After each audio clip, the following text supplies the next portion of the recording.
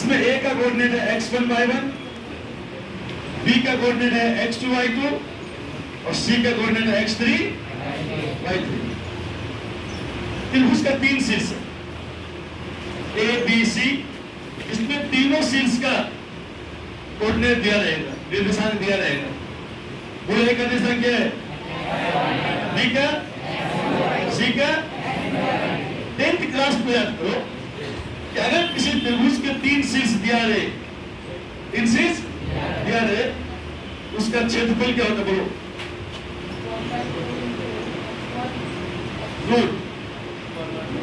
Root नहीं होता है। a x1 y1, b x2 y2 and c x3 y3 be the coordinate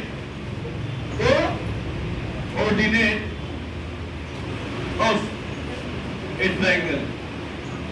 a triangle, then मतलब सुनो, कहता है यदि a b और c, b मतलब है क्या है बोलो, कोऑर्डिनेट मतलब निर्देशांक है किसका, ऑफ ए ट्रायंगल, किसी त्रिभुज का, किसी त्रिभुज का। then मतलब तब area of triangle, area of triangle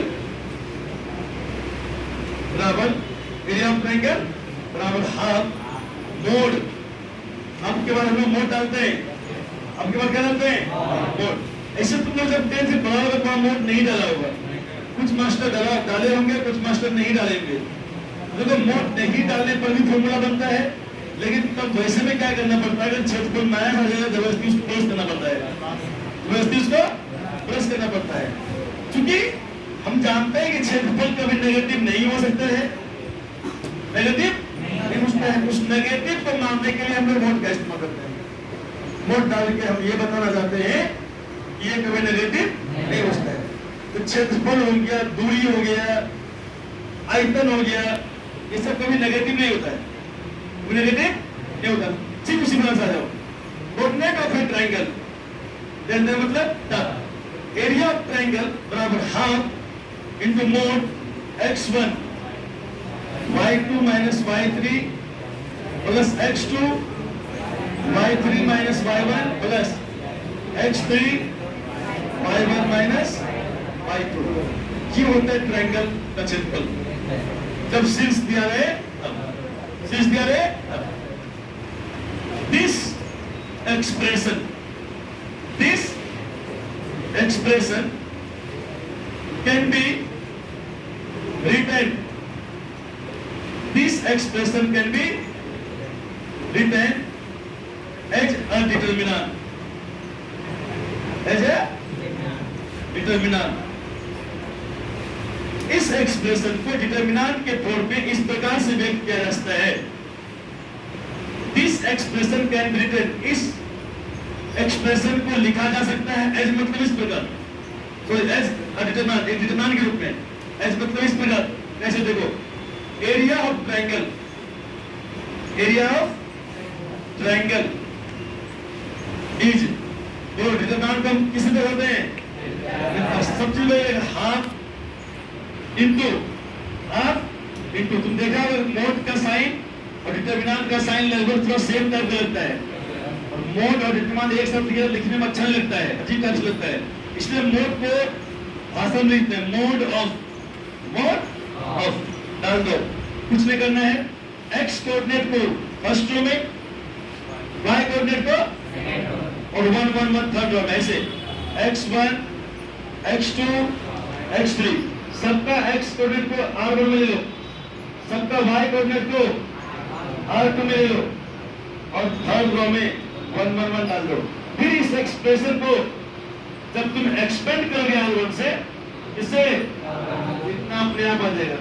करके देख लो, r1 से एक्सपेंड करो, x1 इनटू ये और ये पैक, तो y2 माइनस तो क्या है बोलो, फिर माइनस होगा माइनस x2 ये और ये पैक, ये और ये पैक, y1 माइनस